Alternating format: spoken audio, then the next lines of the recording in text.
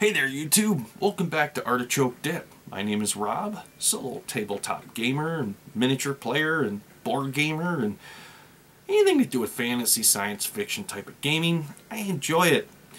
And gaming's my passion, it's my hobby, it's something that I just love to do. And one of those things I started out when I was really young, and it's just carried over into my adulthood that I still enjoy. So if you're like me and you got the same mindset, well, welcome. Now, before I start the video, I got a couple of disclaimers I got to get out of the way. First thing is, everything I'm going to talk about in this video is my own hard-earned money. Nobody's endorsing me to talk to you about this, and, well, I sure as heck ain't endorsing them. So, that's the first one. The second one is, if you like my video, click the like button, and if you haven't subscribed, please click the subscribe button, click the little bell icon, and every time my ugly mug uploads a brand new video, you're going to hear about it. So, let's get started and talk about the video here. So I had taken last weekend off, making a video, and over the holidays I had purchased Massive Darkness, which is a cool solitaire board game. A cooperative board game, I guess I should say. It can be played solo up to 4 players, and with that you get a massive amount of miniatures. So I decided to start painting them and really getting into them guys, and really had a good time with it. And I got about just under halfway through the set. I'm not at the halfway mark yet, but you know, that's coming here soon. I'm going to get back into the painting again so I can get the whole set at that point completed. Now when you get them, they're all primered gray, and it's up to you to paint everything. So, but I enjoy that. I love miniatures. I love miniature skirmish. I love making miniature terrain. And, you know, it's kind of like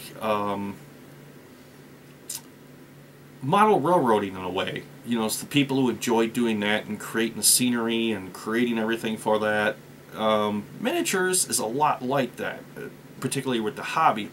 You know, besides playing the game, the tactical part of miniatures, there's also the other side of it, which is the painting side of it and the creation side of it. And so miniatures are like a hobby unto themselves. So anyway, as I was going through and at that point painting my minis, and I noticed I kept getting directed towards, on the internet, when I was looking for some ideas and paint schemes and colors that I was going to use for my minis, and I kept getting, at that point, links that were suggesting me to go back to this.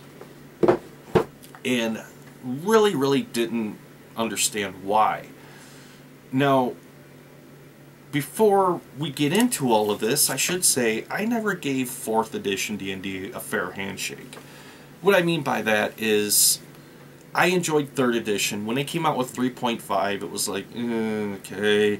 Then when they came out with Pathfinder, Pathfinder was okay, but it wasn't. I just enjoyed 3rd edition and 2nd edition and the older editions, so I never really wanted to go any further than that.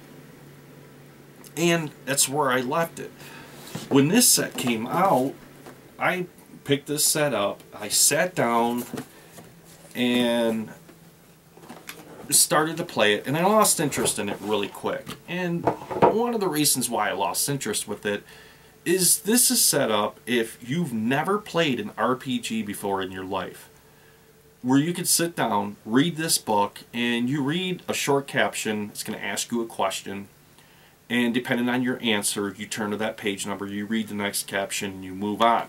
So as you go through their little mini adventure here in the beginning, at that point you start to fill out your character sheet and create your character. So for me, playing other RPGs, I got bored extremely quick with it. And I never gave it a fair handshake. I just pretty much robbed the dice set out of it, reused the map a lot on it. And that was pretty much it. Shelved it. So I never really did give it a fair handshake. So after seeing that, I was just kind of like, huh.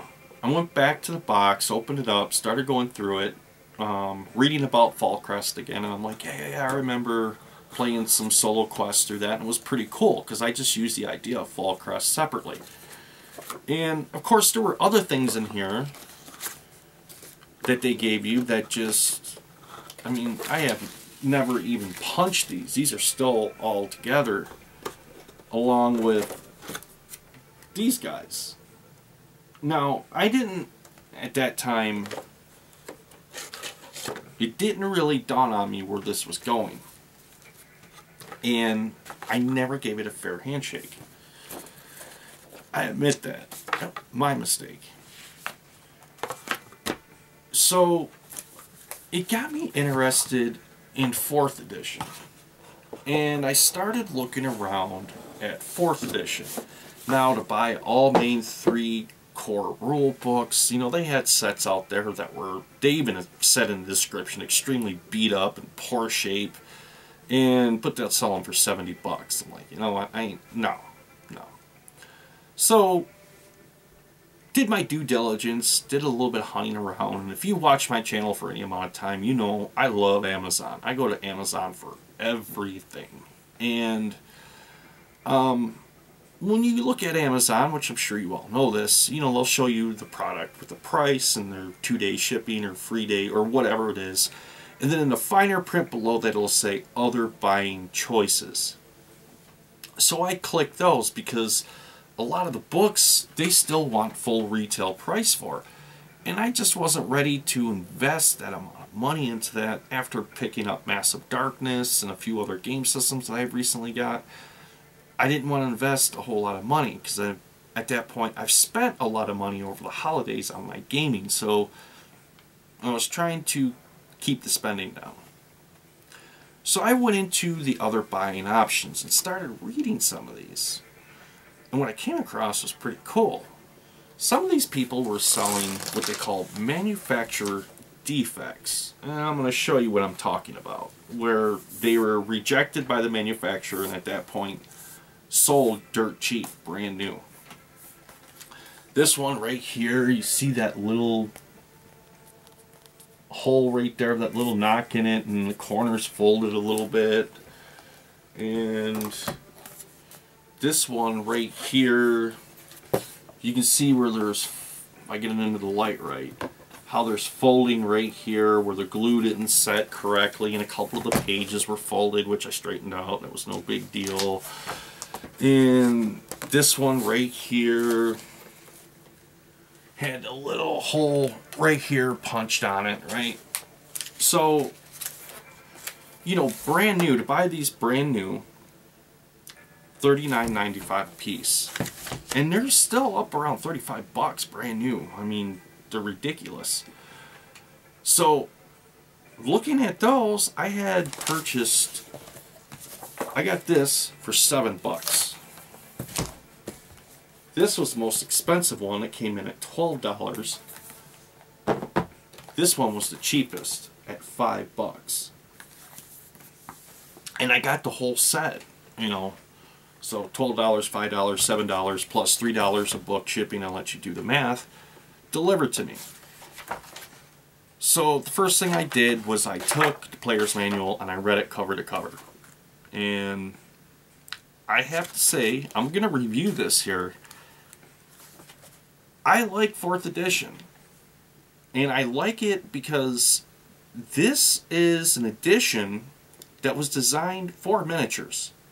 It really is. And reading through this, playing a lot of miniatures, everything that they did here was set up for miniatures. And I know a lot of people did not like 4th edition. Even on Facebook, there was a couple of groups that I was part of that I left. Just because, you know, nobody talked about interesting things about the D&D game or about a particular class or anything else. Everybody was just in there edition bashing 4th edition, and I mean, it was so bad, it was to the point to where, you know, they were threatening of basically excommunicating members if they dare say they like 4th edition, you know. And that's when I'm like, you know what, guys, I've had enough. I'm out of here. You know, that's... see you later. So I had let that, you know, I had let that go. I was happy with 3rd edition and the older editions, and those were the editions that I enjoyed. Then I got this and started reading through it, and I was really blown away how they did it, because the first thing I came across, I'm like, whoa, man, these characters are like hugely overpowered. I mean, they are just ridiculous. But as I went through the player's manual and I read the whole thing, I'm like, it's made for miniature play, is what it is. This is, in my opinion, this edition is designed to take your minis and be able to make a role-playing game with minis in mind, which is really cool. Now, how they redid some of the stuff in here, I really did like it. Particularly with the character races. They added in the Dragonborn, and the thing that I like about the Dragonborn is it reminds me a lot of Dragonlance, and I really enjoyed Dragonlance. That was a really, really cool campaign setting. Even the comic books that came out, I enjoyed reading those, and I just like Ravenloft, you know, I love Ravenloft series. I love the Dragonlance as well. So it was really cool to see that they actually put the Dragonborn in here as a race that you can play. And of course, they still have the Dwarf. Now, the Elves, they break up into 2 sections, which I thought was kind of unique. And the best way I can explain how I perceive this in here is you have the Eladrin, and the Eladrin are like, you think of Lord of the Rings and the House of Elrond, and the High Elves that have all this knowledge and of Middle Earth and history, and they play a very large, predominant role in that world. That is how I perceive an Eladrin elf as being. They're very high elves, very, very sophisticated for what they are, and being able to achieve, you know, them higher realms of thought for magic and so on and so forth. And then it goes into just the elf, which the other elf, unlike the Eladrin, are like a little bit more primitive. They're the wood elves. Their fighting styles and tactics may be a little bit more primitive than an Eladrin, but nevertheless they're all elves. And that part kind of reminded me a little bit of the 3rd edition Forgotten Realms campaign series, to where they started to introduce all these different varieties of elves that you could play in your game, going from moon elves into drow elf into so on and so forth. And each one had, the template had a particular bonus or penalty just depending on what you chose to add into the game. And it gave you a lot more variety rather than just the basic character selection. Then it goes into, of course, half-elves, which that has not changed. Halflings, that has not changed. Humans, which is still the same. And then this one I love, the Tiefling. The Tiefling, this was as they explained it in here, a race of peoples that decided to make a pact with demons way, way, way long ago in their history. And what they got out of it was some of their demonic attributes, particularly with being able to deal with infernal powers and magics and all of this stuff. Not saying that they're evil, it's just inherent into their race.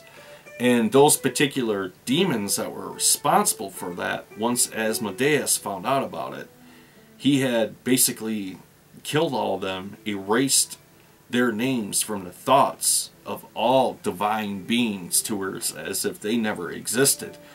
But he thought by doing that it would strip them of their powers, and it didn't. So they constantly carry this curse basically on them as they go through the realms, that some people hate them and look down upon them because they automatically think they're evil or wretched creatures. But they get a lot of power. And of course my first character I rolled up was a Tiefling Warlock. Yeah, it's pretty cool. So they have added some new character classes in there that I kind of like it. I do like that. It breathes some fresh air into the game. Now, how this edition differs from previous editions is, when you look at everything, everything is grossly overpowered. And like I said, there is a reason behind that I figured out. And how they do their leveling in here is after 10 encounters, you go up a level. And at that point, you become a paragon. And then from a paragon, you go to epic levels fairly quickly. So if you don't like RPG systems that move kind of slow and it takes a while for your characters at that point to level up, and you want a system to where your characters level quicker, 4th edition may be for you. And I'm going to cover the differences between this edition and other previous editions to it. So, character classes have not changed a whole lot. They're pretty well the same. You still have all your same classes as you would before. The difference is they add, which I really like, the Warlock into this, and then of course you still have your Wizard, you have your Cleric, you got your Ranger, you got your Fighter. There are 2 other player manuals that cover at that point your Barbarians and I guess you would call it your Cavaliers. So those aren't represented in this particular player manual, but they do cover the basics of your classes, and you get a lot with that. And it does give you a lot of options here into which you can make some really cool characters with this. Now, let's just jump, because I'm going through the player's manual here. Let's just go straight to the character sheet, because it's going to be easier for me to be able to explain to you the differences that way than it is going from chapter to chapter. So, if you've played 3rd edition, and you're familiar with the way that 3rd edition is set up, 4th edition really isn't that much of a far stretch from 3rd edition. There are some changes to that, and I'm going to cover the biggest changes that they've done to this. So even in 3rd edition, you had skills, and you went through and you picked out your character skills, which would add quite a bit of time to the character creation process, but it did give you the ability to really, at that point, create a character and customize it exactly the way that you really wanted it. Where skills have changed in this edition of D&D is it reminds me of like Palladium Fantasy. To our Palladium Fantasy, you choose a particular OCC or occupational character class, and it already comes with a skill tree attached to it, and your attributes at that point reflect those skills and percentages. Whereas with this edition, every character starts with all these skills. They all have these basic skills, and they're acrobatics, arcana, athletics, bluff, diplomacy, dungeoneering, endurance, heal, history, insight, intimidate, the knowledge of nature, perception, religion, stealth, streetwise, and thievery. So all characters come with these skills. Now, the skills are, at that point, adjusted by your ability modifier in them, because each skill is different depending on your ability modifier and if you're trained in it. So if you're not trained in the skill, you just get the ability modifier bonus to that particular skill. If you're trained in it, you get a +5. Good example here is my Tefling. He has a +5 on his Constitution and his Intelligence. So he automatically gets 5 in Arcana, but he's trained in it, so he gets an additional 5. So I get a +10 bonus to any Arcana skill checks. So the skills were really cool how they did that, and I really like how they did that. It speeds things up, and it's just underneath the premise that these are just common skills that everybody possesses, but some people are better at them than others, which really makes sense. The other thing that's different from their previous editions is their movement. And this is where I say this edition is really, really good for miniature play if you want to take your miniatures to the next level and at that point start using it as an RPG game. Because the other editions would break everything down into feet of movement, whereas this just gives you a fixed number. Like my Tefling can move 6, and that means he can move 6 squares at that point on the terrain tiles. So if I pull this map out so you understand what I'm talking about, right here everything's broken up into a grid, and he can move 6 spaces. Weapons reflect the same way. Weapons do not at that point go off of feet increments any longer, or meters, how depending on, you know, where you're at. They go on squares. So that makes it very simple, and it feels like miniature play right there. Now, their saves are the same as in 3rd edition. You still have Fortitude, Reflex, and Will. Those are all the same. Another thing that they do use in here that's new is called action points. And you can burn up an action point to take an extra turn on your turn. But in order to gain an action point, you have to do what they call milestones. Milestones are if you at that point have encountered 4 or more encounters, or perhaps your game session, let's say, was factored into maybe completing 5 of the 10 rooms on the dungeon level, but your game session went so well that you went through the whole level. So doing 2 in 1 session. That's considered a milestone, and you get an action point. So in your next game session, that action point can be burned up at any time you want to give you an extra action. And I'm going to talk about what they mean by the actions, because how they've broken this up, I can't emphasize this enough, that it's really feels like miniature play here, is what it feels like. So I just want to turn to that page with the action so I know I'm getting this correct and I'm not giving you any false information here.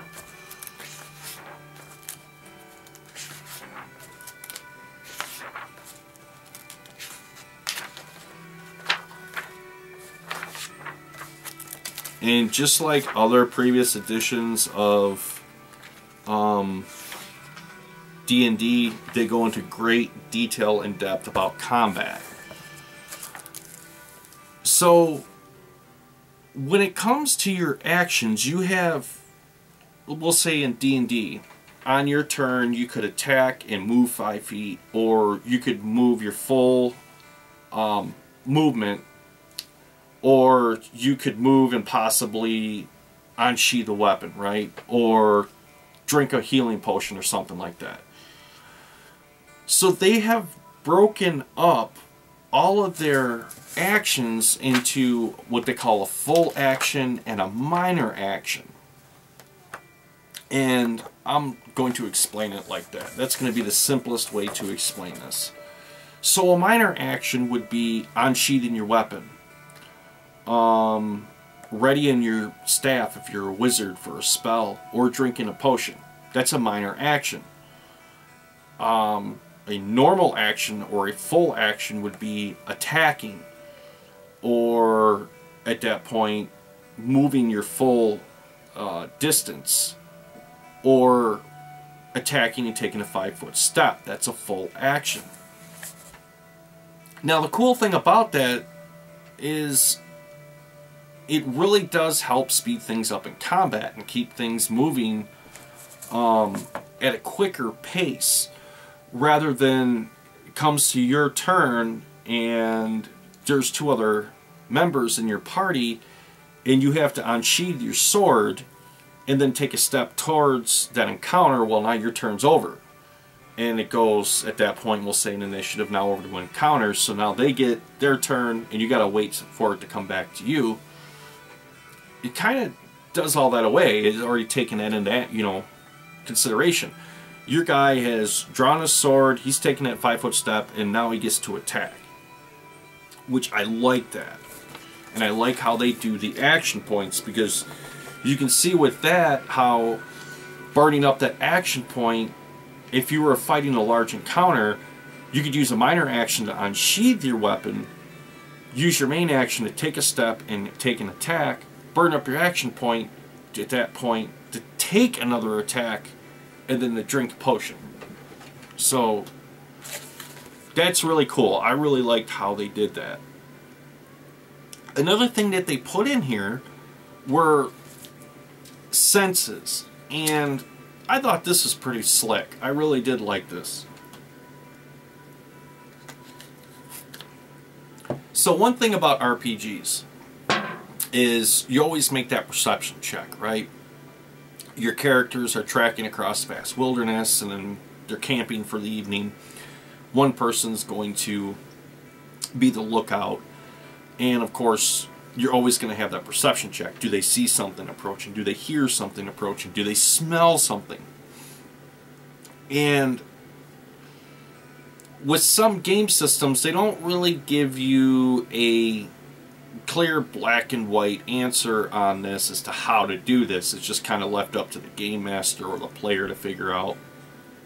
And I've always used the attributes, relying on my wisdom, a modifier at that point, rolling a d20 and adding that up, compared to what the encounter was, to see if my characters were aware of that, or character. In this edition, they already thought about that and they put it out there. And they have a particular bracket on your character sheet called senses. One's called passive insight and the other one's called passive perception. Now it's already a predetermined number, which is really, really cool, because where that adds into is if your characters are going through a dungeon, right? And let's say there is a carrion crawler, right? And it's actually moving into in the shadows where your characters can't see, up above their head towards the ceiling in there, right? As they're walking through, it might hit a piece of loose stone that falls to the floor. So do your characters hear that? Did your characters see that? Normally you'd roll the dice, but depending on the difficulty class of that encounter, let's say it's a 12 and my character has a passive reception of 13, he automatically hears and sees that and knows it's there and has the heads up on it. I think that's really cool, and I really, really do like that about this edition, that they added that in there, because it takes, at that point, the guesswork and all that out of it. It's just automatically, this is how aware your character is. You know, your character, it's already taken into consideration if they're in a city type of environment and they might be dealing with some unsavory characters, will say, you know, do they pick up like, okay, this guy's being extremely deceptive and I think this is a trap. It's automatically predetermined in there. So that I do like. Some of the things that are same as 3rd edition, that they just basically puts a new bracket too, and a little bit of spit and shine, was you got what's called your attack workspace and your damage workspace. That really, it's just a different way of saying this is your bonus to hit, this is your ability score that goes into it, and that's all that is. So if you're using a melee weapon, it's accounting for your bonus from your strength modifier and any other modifiers you may have for that will at that point add bonuses to the damage with your melee weapon. And then of course you have your dexterity modifier that reflects, you know, your bonus to being able to aim and fire a ranged weapon and hit your target accurately. So that is pretty much all the same, just put into a different bracket and worded a little differently is all it is. Now going into hit points, and how they did this is unique, and this is one of the things I have noticed talking to a lot of people who disliked 4th edition. They didn't like this. And looking at this from a miniature play aspect, this is very cool and really, really enjoyable. But I can see if you're used to older editions or old school RPGs, how you wouldn't like it. And that is how they do your hit points. So my Tefling here, he has max hit points of 17. You can see the layout there, and I'll explain all these numbers to you. So the next column is bloodied, which is half the amount of his hit points. So what that means is once he's taken that damage to where he's bloodied, at that point he's more susceptible to more damage from an encounter or perhaps a spell because he is bloodied. And that's more than just your characters. That also, at that point, is across the board with all the encounters and everything in this edition. Now you get into what's called healing surges. So you have a surge value that's 1/4 of your hit point value rounded down. So mine would be 4. And my character gets 11 surges per day. So anytime he gets down to bloodied or lower, he can use a healing surge. When he does a healing surge, he automatically at that point will heal 4 hit points. Heal 4 hit points, boom, boom, boom, boom, until he's out of surges. And then at that point, once you're out, well, you know, you either need a cleric or you need potions at that point to prevent you from dying.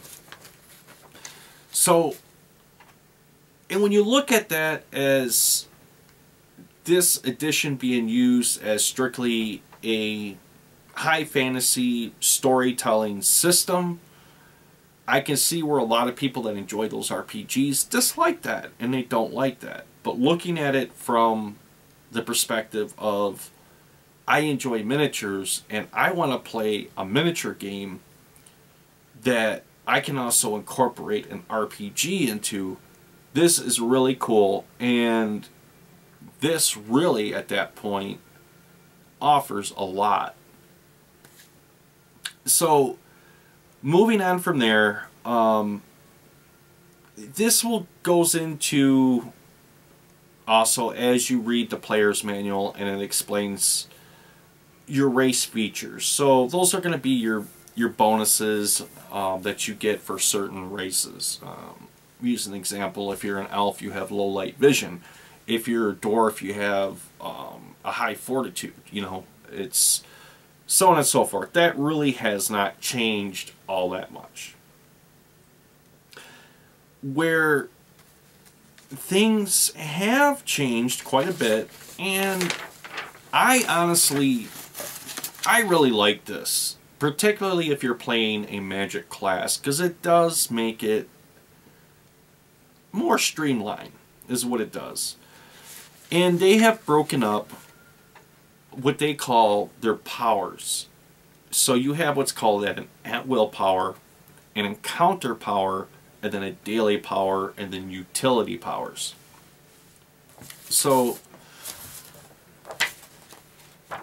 as your character advances in level, they get more powers.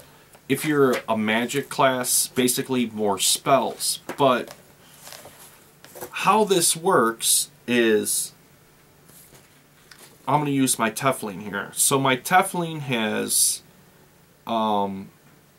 Hellish Rebuke, and by using that, because it's an at-will power, he can use that particular power and then has to take, as they put it, a 5-minute rest, and then he can use it again and then again, as long as he takes a 5-minute rest. Now, where the complexity comes in is if you're in a dungeon and you're dealing with a lot of encounters, at that point it's going to add some challenge into that, because you're going to have to rely more on your melee and your ranged weapons than you are your spells, because you're not going to have the ability to take that 5-minute rest to recoup that. So your at-will powers are your relatively, how will I put this, your lower level everyday powers. And I opened it up to the fighter here. So the fighter class out of the player's manual. So at level 1, I'm just going to read Fighter Attack 1. He has Cleave. So at that point, same thing as if you're using the magic class. He gets 1 hit plus his strength modifier to damage, and an enemy adjacent to you takes damage equal to your strength modifier. And at that point, that increases to 2 once you hit 21st level. Which, like I said, the way that they level this particular edition, every 10 encounters you level. You automatically level up. Which, I like that. I really do like that. It's not a slow progression. It moves relatively quicker, and you get up into levels really fast. So, they put these at-will powers out there, which give you bonuses, like with the fighter, I'm going to use as the example, to, at that point, deliver an attack. Then you go into what you call your encounter powers. And these powers are used when you obviously have an encounter. You've encountered some enemies. And I'm going to use this one. This is Fighter Attack 1, Spinning Sweep. So, it gives you a brief description of what it does. You spin beneath your enemy's guard with a long, powerful cut, and then sweep your leg through. Sweep your leg, though, an instant later to knock him head over heels. So it explains to you what it does there. And for me, as a solo RPGer, this is really cool because it adds some narrative into it to help you imagine this stuff. Now the target is one creature. The attack is his strength modifier versus his AC of the encounter. And you get your strength modifier damage, and you knock the target prone, which is cool because in the game, anytime you have been dazed or knocked prone, it costs you 1 full action to be able to stand back up to your feet. And you'll see that come up quite often, a lot in this game system. Knock prone, knock prone, knock prone. So, once again, right back to the miniature thing, the old miniature rule, if your character was knocked down, when next time that character or that miniature activates, they have to use one of their turns to be able to stand themselves back up. So that's where I'm saying this is really a good system if you enjoy miniatures. So now the third power goes into what's called the daily power. The daily power is like your huge power. This is, how do I put this? It's like the grand finale at the fireworks show. You know, it happens once, it's a ooh, ah, blah, blah, blah, and you only get it 1 a day. That's it, once a day. So, let's talk about that. And using the fighter as an example, his level 1 daily power is he gets Brute Strike. And you shatter armor and bone with a ringing blow, is the way it explains this into there. to you, and the target is one creature. The attack is strength versus AC, and at that point he gets a 3 plus his strength modifier to damage. So if you have a 5 for your modifier, you're going to do 8 plus on top of your normal damage from your weapon to your enemy. Now after the daily power is exhausted, that's it. Your character at that point has to have at least 7 hours of rest in order for that daily power to, at that point, recuperate. In the magic classes where that works, it's the same thing. You get, we'll say, like your magic missile, and that's your at-will power. You can magic missile, magic missile, magic missile, magic missile, so on and so forth. Encounter power, you're able to teleport over here, over there. But the daily power, will say a prismatic wall. In order to cast out a large prismatic wall, and these are examples I'm throwing out there, would be a daily power, because that's going to exert so much energy that they can only do it once a day. Then after it's done, they have to rest in order to, at that point, do that again. So that's why it's a daily power. Now as you go up in levels, you at that point get what they call utility powers. And that starts at level 2. And here's this one, using the fighter. Level 2, the first one in the bracket he comes across is Boundless Endurance. You shake off the worst of your wounds. And this is a daily power: healing, martial stance, minor action. Effect, you gain regeneration 2 plus your constitution modifier when you are bloodied. And for a fighter, that's cool. So you take damage, you get down to bloodied, you can use your utility power, and at that point you gain regeneration 2 HP plus your constitution modifier back up. So as you can see, it's, man, this has just got miniature warfare, I mean, all over it. And like I said, I really didn't give this edition a fair handshake. And I can really see how some people that, like I said, like old school RPGs where they're theater of the mind, they're very heavy story orientated, and giving them something like this, particularly if they don't like miniatures a whole lot, they're not going to like it, because everything is set up with the mind frame of miniatures in this. And you really see that shine and come through, because reading through these books really helped me understand way better than I had understanding of before, were of these sets right here.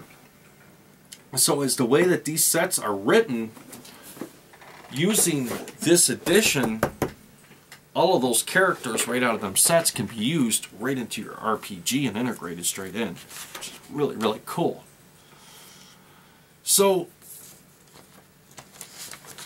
and of course, moving on from there, I want to talk about what's really cool with some of the equipment in here that they've done with this edition, unlike previous editions. And then I'm going to talk about the monster manual a little bit about the DM guide, so you become a little bit more familiar with that. And see, maybe if this is an edition you may like. Now, oh, I should cover rituals. I forgot about that. We'll get to that here in a minute. So, any D&D edition you play, they always cover the equipment. And then, normally in the DM's guide, it covers magical or wondrous items. And it'll give you some suggestions. But for most part, leaves it up to you to create. And 3rd edition did a really good job with that, with the DM's guide. And I have to say even 3.5 and even moving into the Pathfinder. But by far, this edition, oh man, do they really pulled all the stops out for magical equipment. And so you go to your normal equipment and weapons and armor, and you move on from there And at that point, you go into magical armor. And it gives you a lot of options for magical armor. All the way up to levels. I mean, you get up to... Here's black iron armor, right? At that point, at level 29, which gives you a +6, you know, it's only going to set you back 2,625,000 GP. Man, that's not bad, right? So it goes into magical armor. It goes in, and there's a lot of magical armor in here. It goes into magical weapons, and once again, there's a huge amount of magical weapons in here to be used. If that wasn't enough, it goes into holy symbols. The thing I like about the holy symbols, like 3rd edition, it explained as with the cleric, in order to turn undead, you had to have a holy symbol. And that was pretty much about it. And when you made the cleric, everybody knew, hey, put in your inventory a holy symbol. You need to have a holy symbol. Where they've taken this to the next level is not only do they give you holy symbols, not only give you bonus to holy symbols, they even break it down and explain more to you about that symbol, what it does and how to use it. Let's take right here, for an example, the symbol of hope. So the power of your faith makes it easier for allies to recover from debilitating effects. Implement is a holy symbol. Enchantment, attack rolls, and damage rolls. Critical plus 1d6 damage per plus that roll. Now this can be used as a daily power. An immediate reaction. You can use this power when you or an ally within 5 squares of you is hit by an effect that a save can end. You or the ally gains a +5 power bonus to saving throws against the effect. Really cool stuff. Really cool stuff. It goes into orbs, the use of orbs. What's this one right here I want to talk about? The magical orb, that's kind of generic. Orb of reversed polarities. So let's dig into that. A sphere of polished crystal that appears as a ball of stormy sky. Enchantment, attack rolls, and damage rolls. Critical plus 1d6 damage. Its power, you can be used as a minor action. If you remember me explaining actions, unsheathing the sword is a minor action. Using this orb can be used as a minor action. Until the end of your next turn, your attacks treat any resistance possessed by a target as vulnerable 5 to the same damage type. So, as in this game system, as I said, when you become bloody, you become more vulnerable to certain attacks, or magical implements at that point have more effect on you when you're bloodied. And that's what it's referring to right there. So, if you're a magic user using your staff, before you even take your turn as a minor action, you can at that point use the orb to target that particular creature, and then take your full action attacking and probably kill them. So it goes into orbs, it goes into rods, it goes into staffs. Now, all of my magical characters, I always use staffs, and I like this. I really do. Because a lot of the other editions, you had your quarterstaff, but it really didn't have a wizard staff, and it didn't really, like I said, it left it up to you. Whereas of this, you know, it goes more into depth into it and gives you a lot more than previous editions. A good example, the Staff of Winter.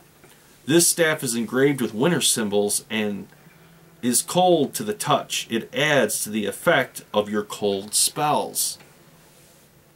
So what it does, can be used as a daily power. As a free action, use this power when using a power that has the cold keyword.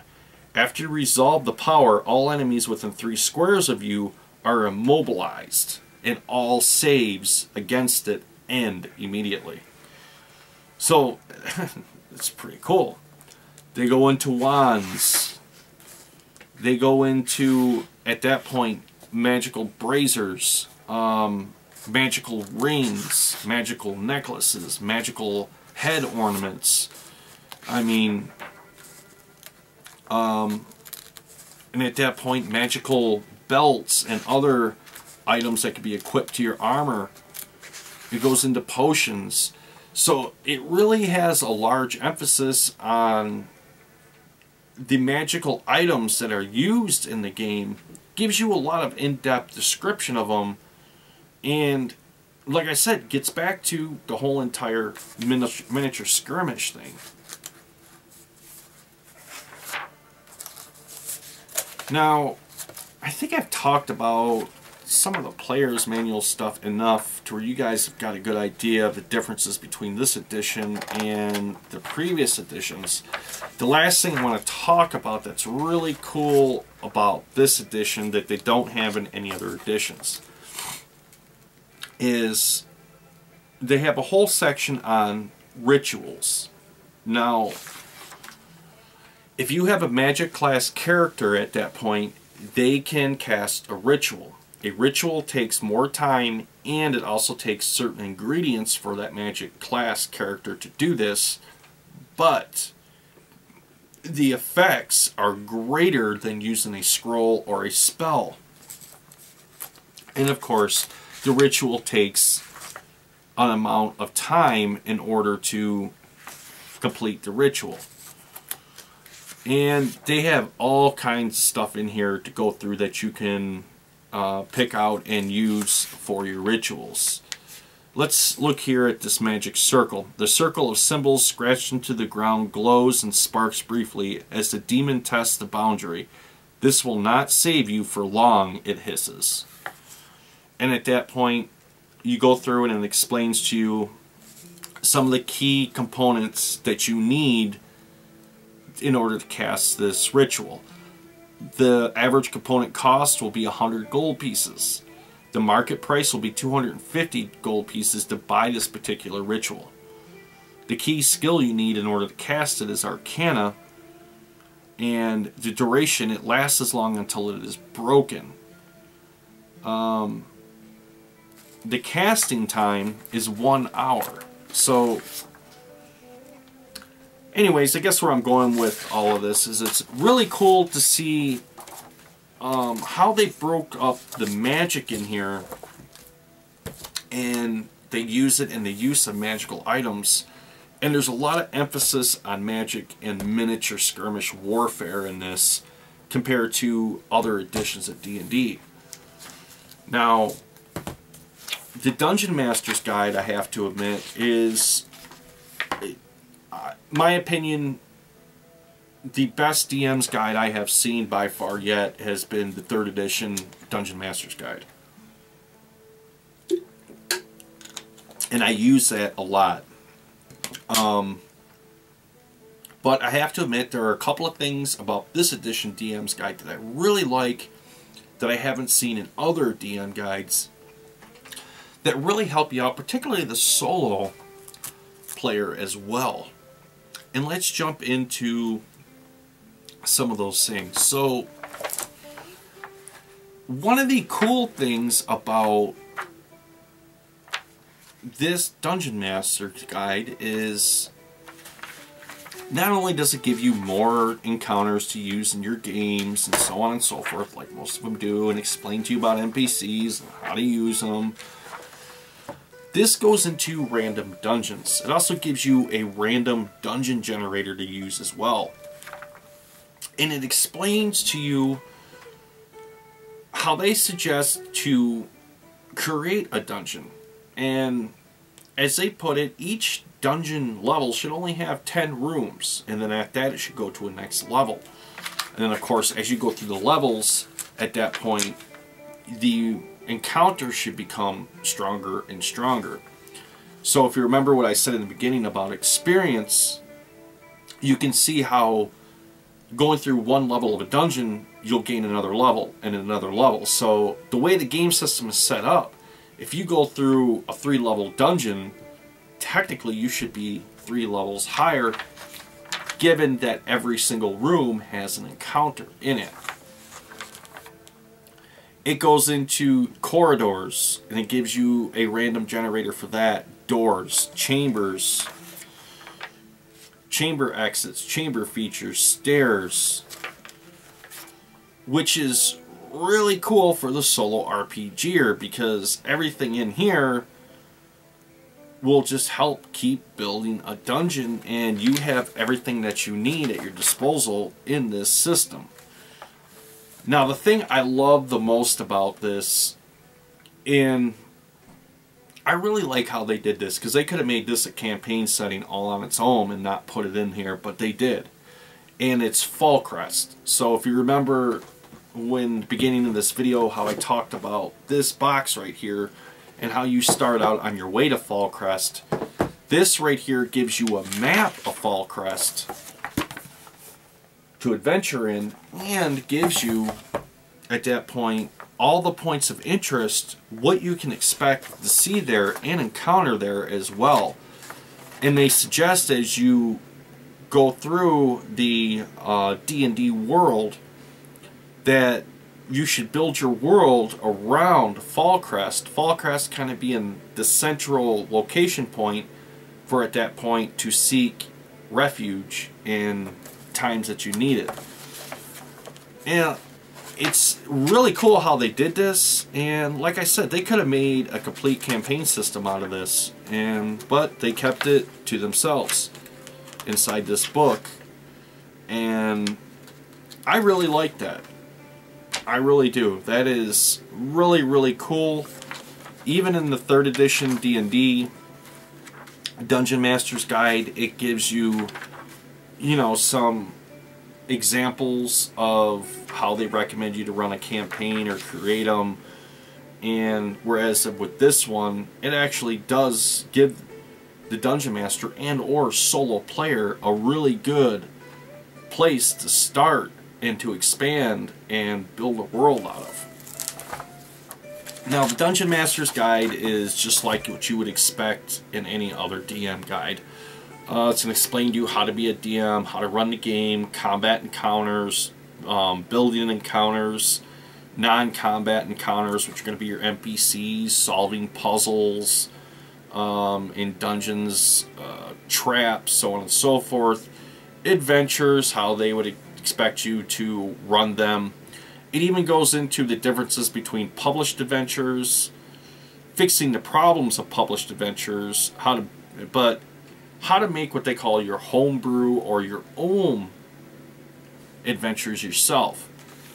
And of course it goes into rewards, campaigns, the world, the DM's toolbox, which is really cool, and it explain to you how to customize monsters, increasing and decreasing levels, and I've talked about that in other videos, how to challenge your characters and at that point put encounters in that are a couple levels above them, but adjust some of their stats so they just don't kill your characters off, but they're a challenge for your characters.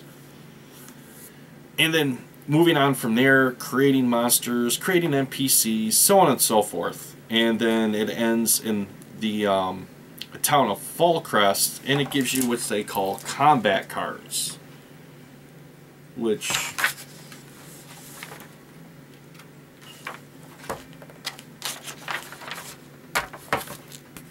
we call graph paper, what they call those combat cards. So as you can see right here, even in the DM's guide, it's emphasizing miniature skirmish play. Really cool. Now let's talk a little bit about some of the monsters before I end this video and give you how I feel about 4th edition. So let's talk about the Goblin, right? And the Goblin in any medieval fantasy RPG almost kind of seems like the nuisance of the world, right? They are relatively weak as you go up in levels. It's almost like they become vermin to an extent. In this edition, not so much. And let's look at some of the differences here. And let me flip to that page. So, Goblin. 135.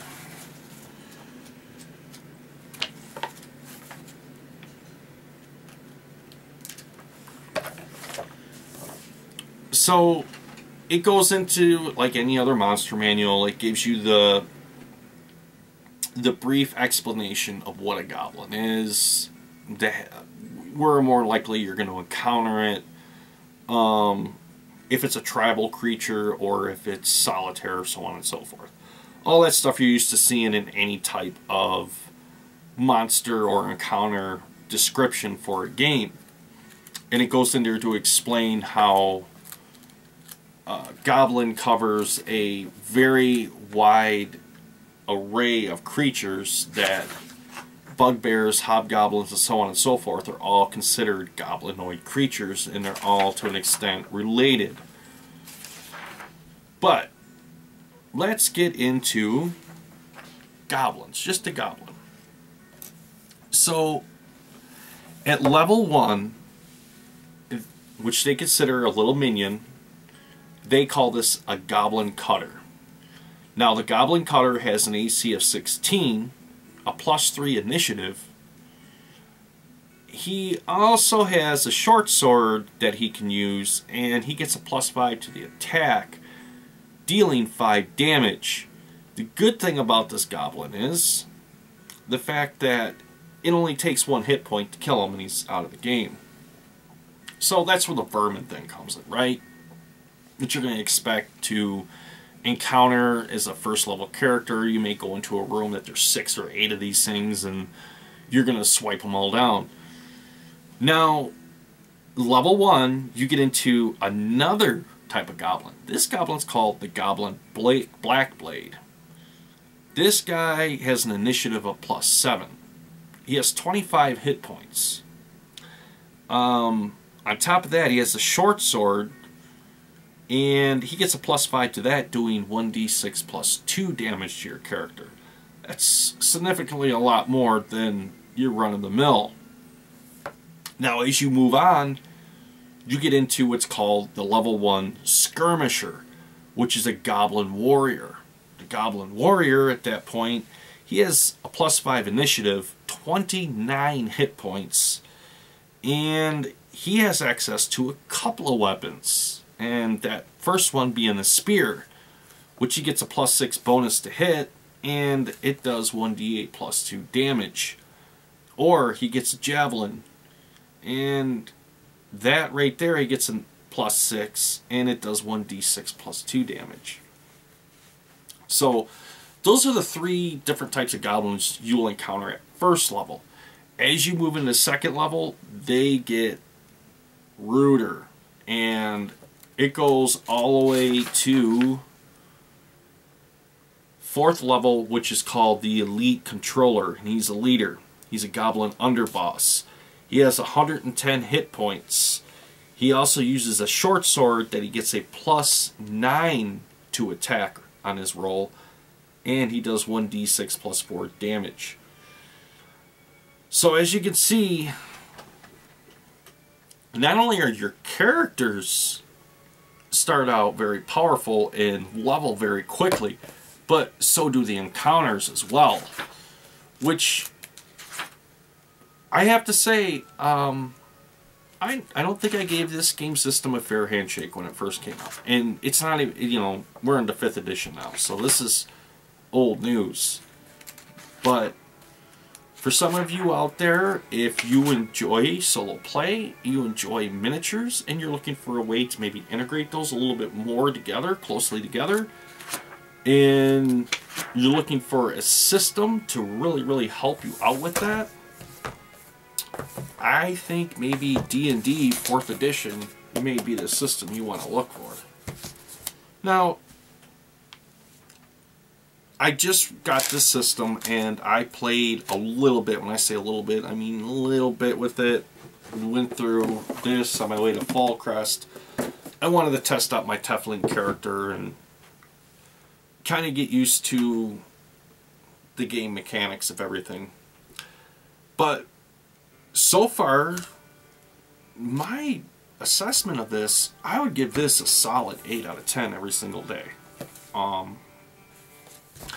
And not just because it's D&D, but for the fact that if you are a miniature enthusiast, and not only can this be used as a solo RPG experience, but also how you can also use it miniatures as well.